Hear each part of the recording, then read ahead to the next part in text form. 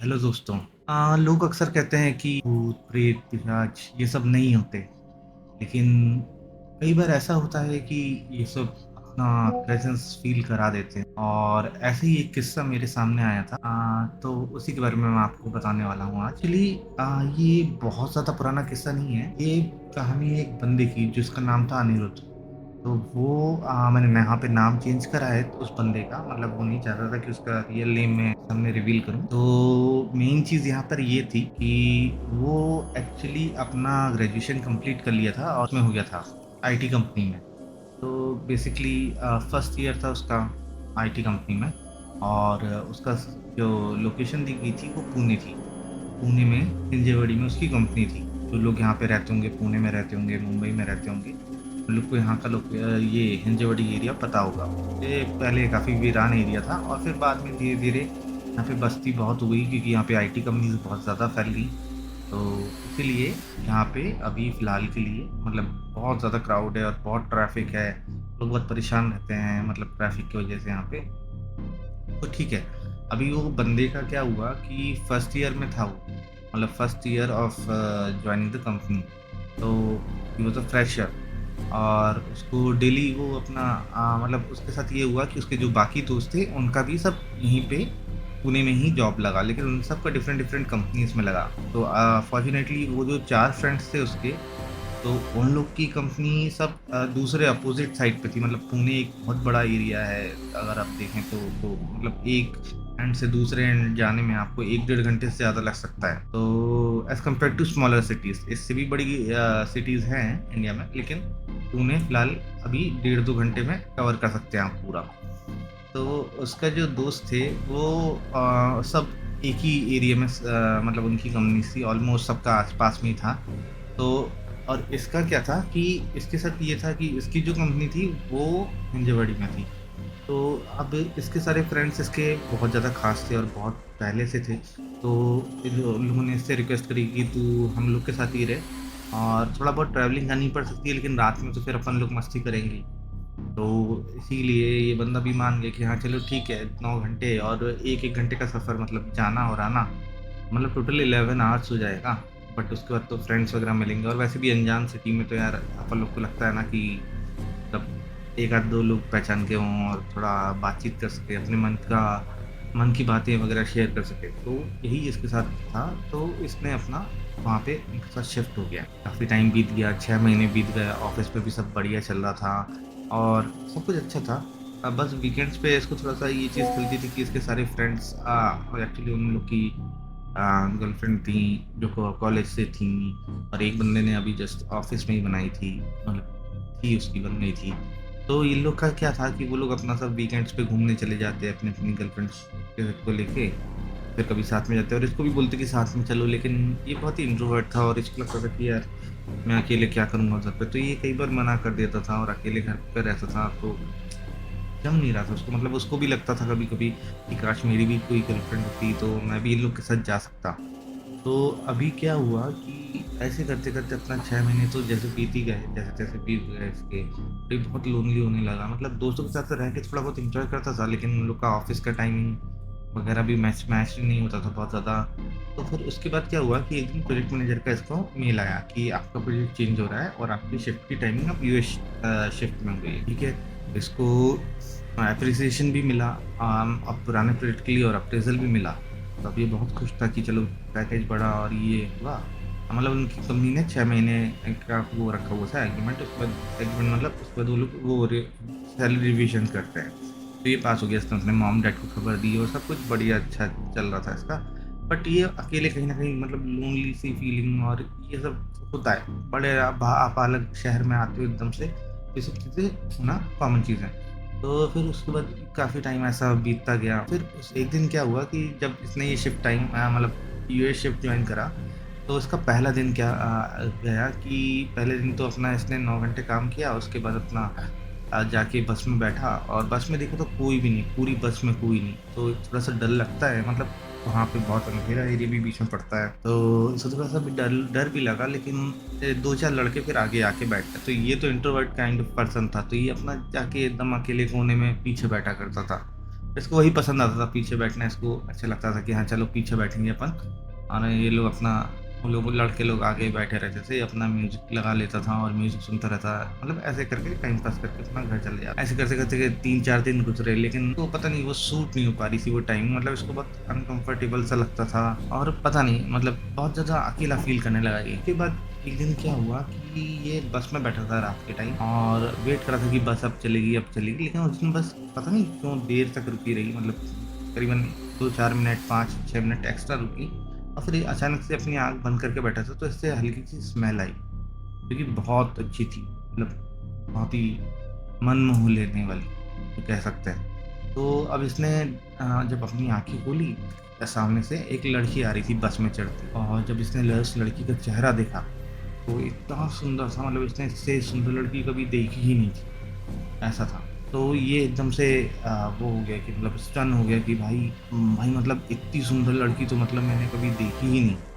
और ये उसको देखे जा रहा और उसने उसको देख के स्माइल दिया, मतलब नॉर्मल जस्ट फ्रेंडली गेस्चर जो होता है। और थोड़ी सी वो डरी हुई भी लग रही थी क्योंकि इतने सारे लड़के बस में और अकेली है, लेकिन पुणे सेफ एरिया है, मतलब इतना डर नहीं रहता लड़कियों को यहाँ पे। तो उसने बोला कि ठीक है भाई, मतलब लड़के ने बोला कि चलो ये अच्छा हो गया कि भाई मतलब स्माइल वगैरह दे दी उसने, थोड़ा सा उसको लगा कि हाँ एक आध फ्रेंड बन जाएगी।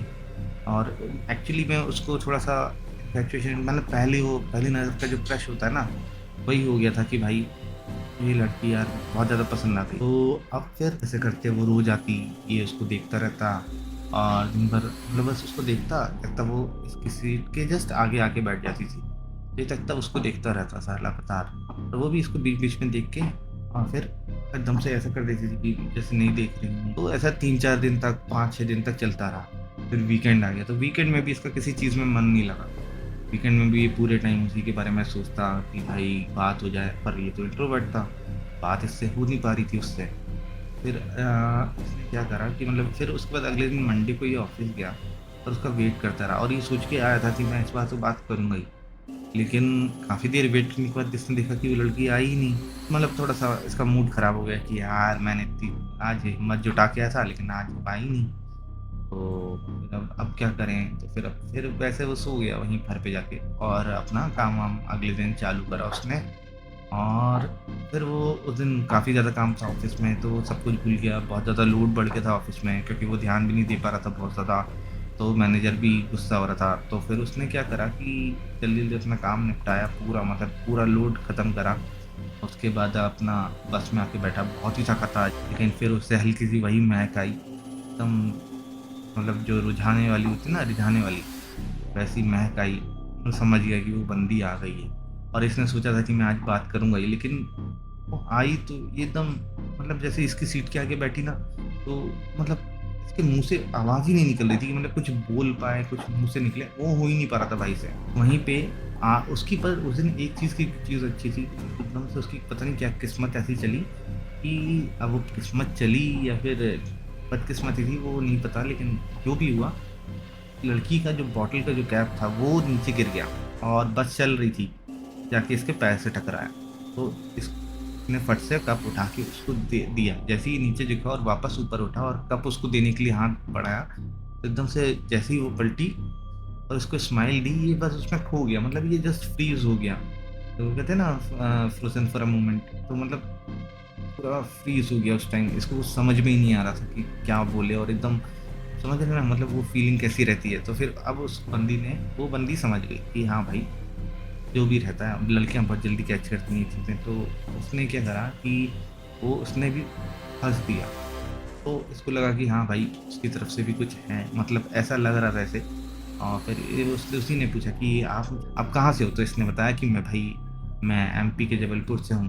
तो बंदी ने फिर और चीज़ें पूछी, फिर इसने भी उससे बात करी कि आप कहाँ से हो, क्या है, मतलब पूरी स्टोरी वगैरह एक दूसरे की जानी। फिर ये लोग काफ़ी देर बात करते रहे एक दूसरे से, ऐसे करते करते ये लोग फ्रेंड्स बन गए, मतलब स्टार्टिंग में। और ऐसे करते करते वो डेली आती, ये उससे बात करता, ऐसे करते करते 3-4 दिन गुजरे और दूसरा हफ्ता भी निकलने वाला था, तो आखिरी दिन था फ्राइडे का। तो सोचा था कि मतलब इससे पता नहीं कंट्रोल नहीं हो रहा था, इसको लगा था बस कोई सी, मतलब ऐसा लग रहा था इसको जैसे बहुत ज़्यादा अट्रैक्ट हो रहा है उसकी तरफ, और ये अपनी फीलिंग्स को कंट्रोल नहीं कर पा रहा था। इसने सोचा कि आज वो आएगी तो बोल दूंगा।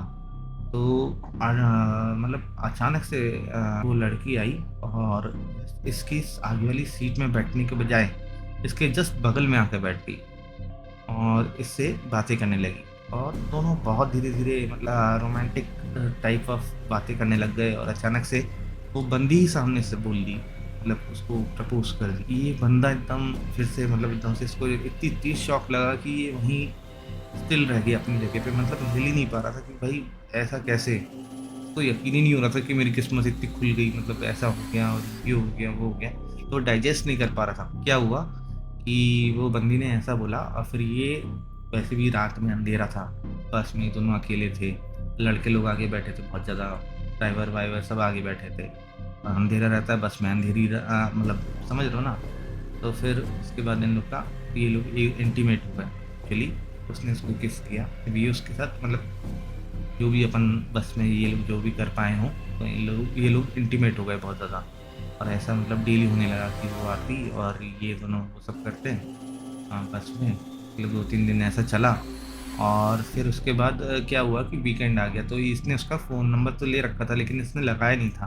तो वीकेंड पे ये उसको पूरे वीकेंड ट्राई करता रहा, सैटरडे संडे बीत गया लेकिन वो हमेशा out of range he phone जा रहा था। मतलब ये कम से कम 150, 200, 300 बार लगा दिया होगा लेकिन इसका फ़ोन ही नहीं लग रहा था। तो यार अंदर से यही क्वेश्चन आ रहा था इसको कि मतलब क्या हो गया, इसका फ़ोन ख़राब है क्या। तो फिर अगले दिन वो बंदी आई। तो इससे पहले कि ये पूछ पाता कि तुम्हारा फ़ोन क्यों ख़राब है, मतलब लग क्यों नहीं रहा है, तो उसके पहले ही उसने बोला कि आज मेरे घर पे कोई नहीं है, क्या तुम चलोगे। तो भाई अब इसको तो मतलब ये तो एकदम खुश हो गया कि भाई चलो मैं तो बिल्कुल तैयार हूँ, है ना। तो फिर अब इसने बोला कि ठीक है मैं चलूँगा तुम्हारे साथ तुम्हारे घर पे। तो अब फिर ये लोग मतलब पूरी रात भर मतलब वही अपना बस में जो इंटीमेट होते थे वो सब होते रहे।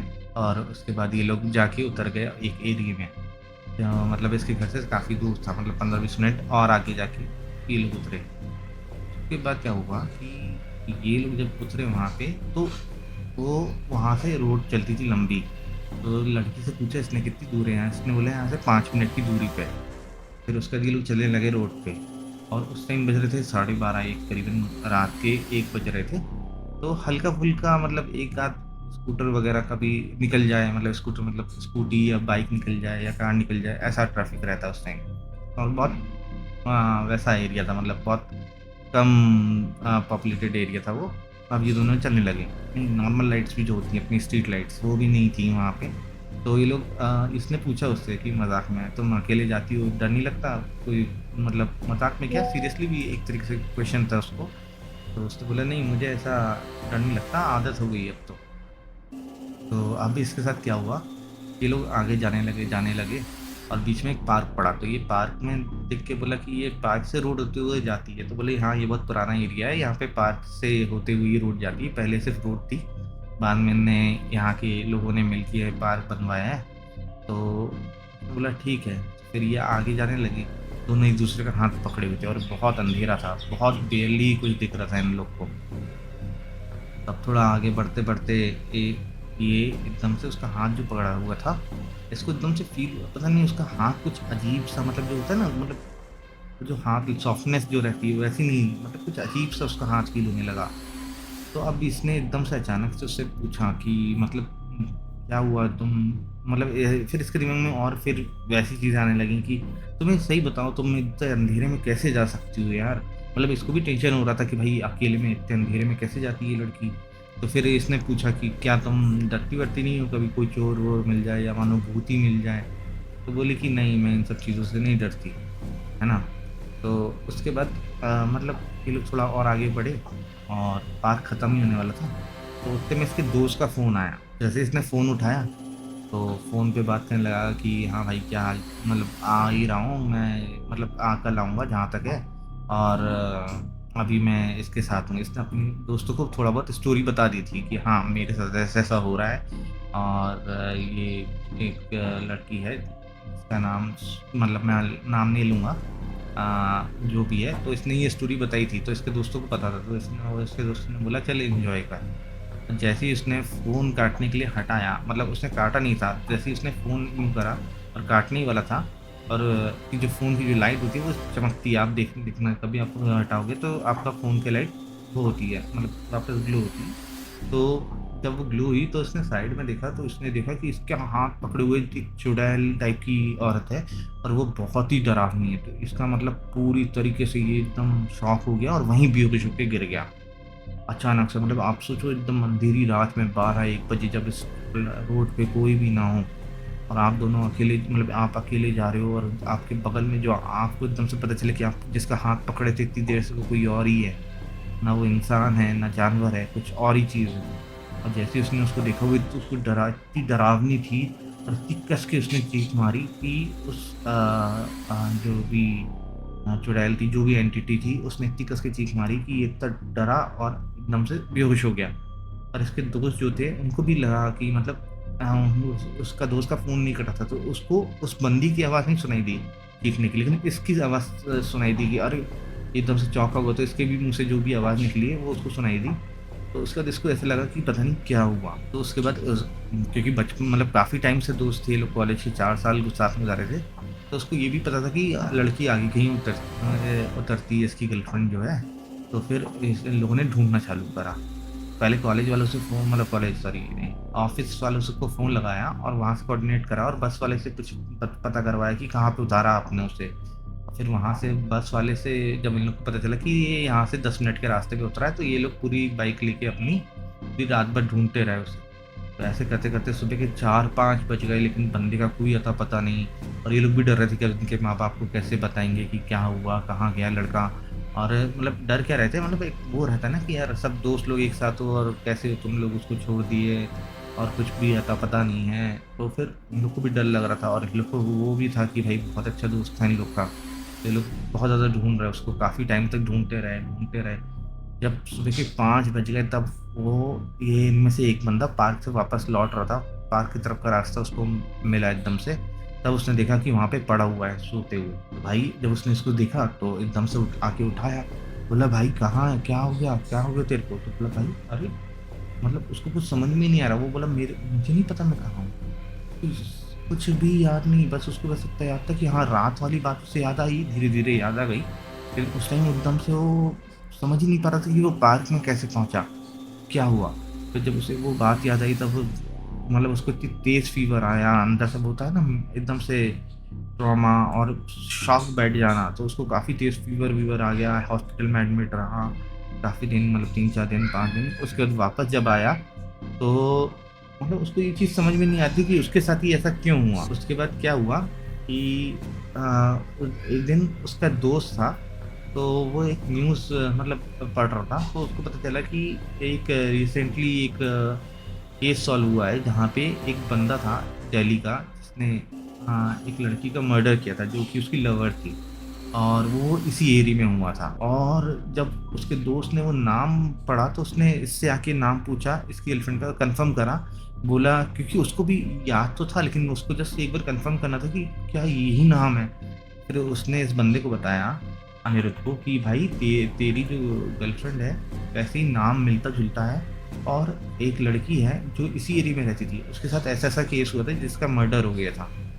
तो फिर इन लोगों ने इस लड़के को समझ में आया, और इस लड़के को उसके लिए फीलिंग्स तो थी। मतलब एक होता है ना लड़कों के साथ, ये है कि एक बार आप अटैच हो जाते हो किसी चीज़ से, मतलब किसी चीज़ से, क्या लड़की से, मतलब प्यार हो जाता है किसी से, तो वो इतनी जल्दी भुला नहीं पाते। तो इसको उसके लिए फीलिंग्स थी कहीं न कहीं। तो इसको लगा कि यार ऐसा कैसे हो सकता है और उसके साथ ऐसा क्यों हुआ? तो इसको बहुत दुःख हुआ। तो इसने उसके माँ-बाप से बात करी, मतलब इसने पता करवाया अपना जो भी, कुछ टाइम लगा इसको 2-3 महीने पता करवाने में, लेकिन उसके मॉम-डैड से कॉन्टैक्ट हो गया इसका।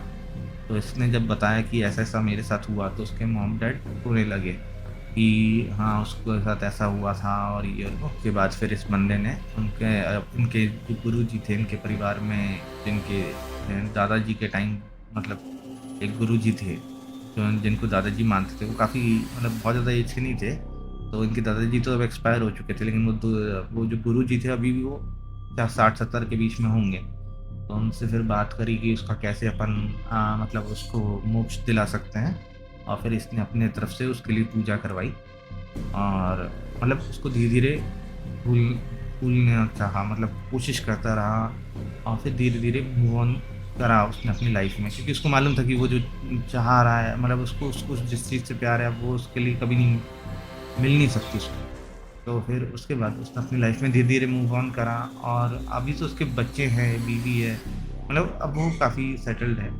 लेकिन अपन लोग सोचते हैं कि ये सब चीज़ें हैं नहीं, लेकिन कभी न कभी ये अपना एहसास दिला दे। तो ये एक स्टोरी थी आज हमारे हमने जो आपके सामने लाई है।